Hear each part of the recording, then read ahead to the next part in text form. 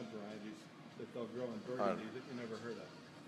So we are at our first stop here on the New York road trip, upstate New York, and we are at Fulkerson Winery here on Lake Seneca. Out the window there is the lake, and Fulkerson Winery. Been growing grapes since 1840, been making wine since 1988. One of the first growers up here in the region, tasting some really awesome wines. So of course Jamie and I are out because we are looking to connect with new producers, meet new producers, and we haven't bought from before, and people who we have bought and people who we have bought from before. So this is a 7th generation family-owned winery here up in the Finger Lakes.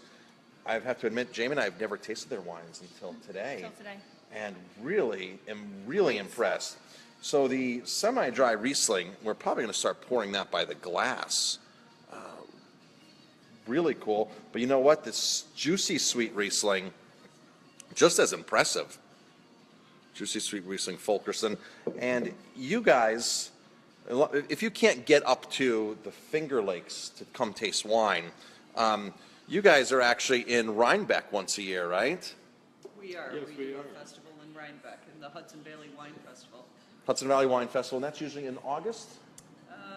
September. September, that's right. It's like the first week of September, I believe. And there's, 100 wineries from New York State there? That's a ballpark guess. Yeah. 3 different sheds. So a lot of you are going to say, well, we don't drink New York wine. We've never drank New York wine. Does New York wine have any good wine? Or some of you are going to say, well, New York State doesn't have good wine. And that is so false. So not true. So not true. New York is making awesome wines. They're getting recognized by Wine Enthusiast, Wine Spectator. Cab Franc. The Cab Franc. Oh my gosh, this Cab Franc was. We love Cab Franc, and I think if you're a red fan, probably Cab Franc is one of the first grapes you should start with in New York. New York really executes Cab Franc really, really well. I wouldn't, if you're a California drinker, don't expect California wine. I think you have to judge every single wine region with what they're known for. I mean, you can get Cab Franc and Cabernet and Pinot Noir to the Loire Valley of France, which is making great wine, but it's not California wine.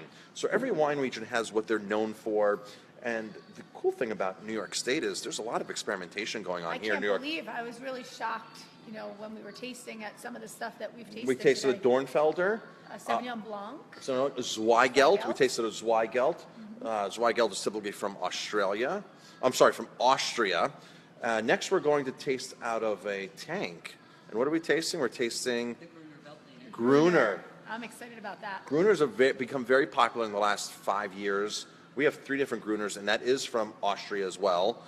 And it's just a beautiful, crisp, acidic wine that goes great with shellfish like lobster, great by itself, great with a salad. I drank a Gruner with a friend on New Year's Eve. On New Year's Eve, yeah. Out of all the wine that we had a choice of. We drank a Gruner, and I'd love to bring back a New York Gruner. 100%. So we're going to head over into the winery part now. We're actually in the tasting room. Really big tasting room. Lots of cool wines here. How many wines do you guys have to taste on a regular basis? So if somebody comes in, what do they... Right now there's 24 on the list. Typically we do have more because we are out of our Gruner, since that's why we're going to taste it in the tank room. And then Lemberger is another one that we make, but again, we're out of that and going to be bottling that. Yeah, there's another Austrian. The Lemberger is another very popular. Lemberger. How many people are making Lemberger up here? 6 or 8. 6 or 8? Okay, so very small amount. Very small. Same with the Gruner. Okay. Only 5 or 6. 5 or 6. So that's really cool when you can actually, when those very small amount of producers are doing something like that. Really cool and being innovative. Really cool. What we really think of drinking wine's about is experimenting, and I'm sure you guys find that with growing and making wine. Anybody can make Cabernet, anybody can make Merlot, anybody can make, which is great because you're going to have those drinkers. But for me, wine's experimentation, and I'm sure a lot of you guys feel like that too, making the wine. So, yeah, awesome. So let's head over into the our next winery. Yeah, we're going to turn the camera off now.